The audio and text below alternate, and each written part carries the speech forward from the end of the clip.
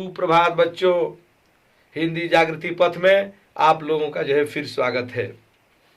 आज कक्षा 10 का संस्कृत से जो बहुत ही महत्वपूर्ण पाठ है शुक्ति सुधा, उसका व्याख्या लेकर आए हैं। तो देखिए श्लोक नंबर 1। भाषासु मुख्यम मधुरम दिव्या गिर्वाण भारती तस्माद काव्यम मधुरम तस्माद सुभाषितम।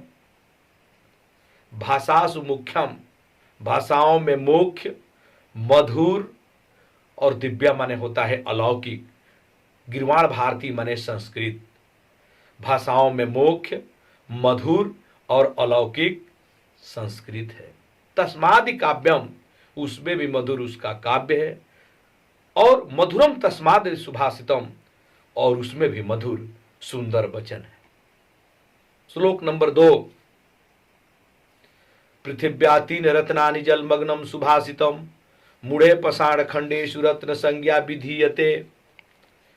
पृथ्वी पर 3 ही रत्न हैं, जल, अन्न और सुंदर वचन। मूढ़े पषाण खंडेषु रत्न संज्ञा विधीयते। मूढ़े माने मूर्ख लोग, पाषाण माने पत्थर, खंडेषु माने टुकड़े को, रत्न की संज्ञा माने नाम से, विधीयते माने जानते हैं। तो पूरा अर्थ कहेंगे कि पृथ्वी पर 3 ही रत्न हैं, जल, अन्न और सुंदर वचन। लेकिन मूर्ख लोग पत्थर के टुकड़े को ही रत्न के नाम से जानते हैं। श्लोक नंबर 3। काव्य शास्त्र विनोदेन कालो गच्छति धीमताम व्यसनेन मूर्खाणाम निर्दया कलहेन वा। काव्य शास्त्र विनोदेन माने काव्य का मनोरंजन, कालो माने समय, गच्छत माने व्यतीत होना, धीमताम माने विद्वान। विद्वान लोगों का समय काव्य शास्त्र के मनोरंजन में व्यतीत होता है, जबकि मूर्खाणाम माने मूर्खों का समय व्यसनेन माने बुरी आदत, निद्रया माने सोने, और कलहेन वा माने झगड़े में व्यतीत होती है। श्लोक संख्या 4 देखेंगे। श्लोकस्तु श्लोकताम यत्र याति यत्र तिष्ठवत साधवः लकारो लुप्तते तत्र यत्र तिष्ठत असाधवः। साधव माने होता है सज्जन व्यक्ति, तिष्ठत माने निवास करते हैं।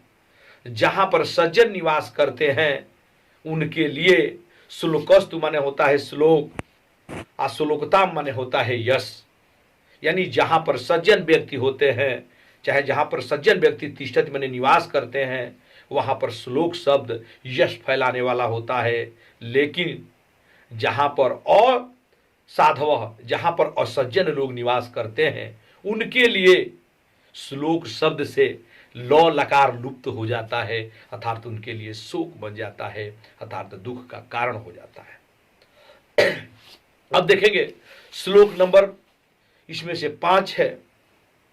अप्राप्त कालम वचनम बृहस्पति ब्रभुवन प्राप्त बुद्ध अवज्ञान अपमानस्य शाश्वतः। अप्राप्त कालम माने बिना समय के, वचन माने वचन, बृहस्पति ब्रभुवन माने अप्राप्त कालम वचनम माने बिना समय के वचन।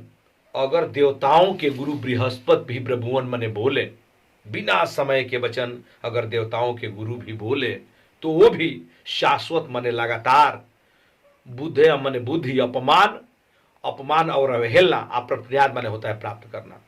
पूरा अर्थ देखें कि अगर बिना समय के वचन देवताओं के गुरु भी बोले, तो वो भी लगातार अपने बुद्धि की अवहेलना और अपमान ही प्राप्त करेंगे। श्लोक संख्या 6। वाच्यम श्रद्धा में तस्य प्रीतस्य विशेषतः प्रोक्तम श्रद्धा विहीनस्य अरण्य रोदित, क्या है, रोदितोपम। वाच्यम श्रद्धा मितस्य प्रीतस्य विशेषतः, वाचस्य श्रद्धा मितस्य, जो आपके साथ श्रद्धा पूर्वक बोले, विशेष प्रकार से उसकी प्रीतस्य माने पूछना चाहिए होता है। यानी जो आपसे श्रद्धा पूर्वक बोले, विशेष तरह से उसकी कुशलता पूछनी चाहिए। लेकिन जो श्रद्धा विहीन होकर बोले, उससे बोलना, अरण्य परोदितम, अरण्य माने होता है जंगल, उससे बोलना जंगल में रोने के समान है, अर्थात वह जो है जंगल में रोने के समान है। फिर एक बार और देख लेंगे इसको कि जो आपसे श्रद्धापूर्वक बोले, विशेष तरह से उसकी कुशलता पूछनी चाहिए, लेकिन जो श्रद्धा विहीन होकर बोले, उससे बोलना जंगल में रोने के समान है। 7 नंबर बहुत ही महत्वपूर्ण है, बहुत बार परीक्षाओं में आ चुका है कि बसुम पतिनम माने होता है, बसुम माने पृथ्वी या पतिनम माने पति, पृथ्वी का पति यानी राजा।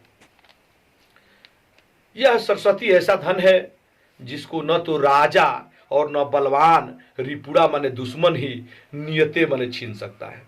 यह सरस्वती ऐसा धन है कि जिसको न तो राजा और न बलवान दुश्मन ही छीन सकते हैं। सम विभाग हरनेन, सम विभाग हरनेन माने होता है समान भाग के हकदार, और न इसको समान भाग के हकदार भाई ही विभजते माने बांट सकते हैं। विविध बोध दूर बुधरेपि से बेते, यह अनेक प्रकार के बोध माने ज्ञान वाले, बुधरेपि माने विद्वानों द्वारा ही सेव्यते माने सेवा की जाती है, अर्थात जो है सेवित की जाती है। 8 नंबर श्लोक है कि लक्ष्मी नया याद याचक दुखहारिणी विद्या न आयुच युच भक्ति कारिणी पुत्रो न यह पंडितम मंडल आग्रणी सा नैव सा नैव सा नैव। इसमें जो है वह लक्ष्मी लक्ष्मी नहीं है। सा नैव का अर्थ हम पहले ही ले रहे हैं कि वह लक्ष्मी लक्ष्मी नहीं है जो मांगने वाले के दुख को हर न ले, और वह विद्या विद्या नहीं है जो अयुच मने होता है भगवान विष्णु, जो भगवान विष्णु के भक्ति के काम न आए, और वह पुत्र पुत्र नहीं है जो विद्वानों के मंडली में आगे ना रहे। अब इस सुक्ति सुधा का अंतिम पाठ, अंतिम श्लोक जो बहुत ही, इस पाठ का अंतिम श्लोक है जो बहुत ही महत्वपूर्ण है कि कयूरा न विवसन्ति पुरुषम हारा न चंद्रवला न यस्नानम न विलेपनम न कुसुमम न अलंकृता मुर्दोजा। यानी कि कयूरा माने होता है बाजूबंद। मनुष्य की सुंदरता बाजूबंद पहनने से नहीं होती। पुरुष हारा न चंद्रला, और न मनुष्य जो है चंद्रमा की तरह चमकते हुए हार से जो है सुशोभित हो सकते हैं। न स्नानम, न मनुष्य जो है स्नान करने से सुशोभित हो सकते हैं। न विलेपनम, और न किसी तरह के लेप लगाने से सुशोभित हो सकते हैं। न कुसुमम नालंकृता मुर्ध्वजा, मुर्ध्वजा माने बाल होता है, और न मनुष्य अपने बालों में कुसुम माने फूल लगाने से ही सुशोभित हो सकते हैं। बाणी एका, एक बाणी ही है। समल क्रोध पुरुषा, संस्कृता माने होता है पूर्ण रूप से, आधारते माने धारण करना। एक बाणी ही है जो मनुष्य को पूर्ण रूप से धारण करती है, और समल क्रोध माने सुशोभित करती है। छियंते खलु भूषणानि, छियंते माने नष्ट हो जाते हैं, खलु माने संसार के पूरे, भूषण माने आभूषण। एक दिन संसार के सारे आभूषण जो है नष्ट हो जाते हैं, लेकिन सततम बाघ भूषणम भूषणम, लेकिन लगातार चलने वाला एक वचन रूपी ही आभूषण है जो वास्तविक रूप से जो है क्या है, आभूषण है। अब ये जो है पाठ जो है सुक्ति सुधा समाप्त हो गई। अगर ये पाठ, इसका एक एक श्लोक का व्याख्या अच्छी लगी हो तो जरूर आप लोग जाकर जो है इसको जो है लाइक और इस वीडियो को शेयर करें, तथा बेल आइकन की घंटी बजाना न भूलें, क्योंकि तभी जो है आपको जो है नोटिफिकेशन जो है आता रहेगा।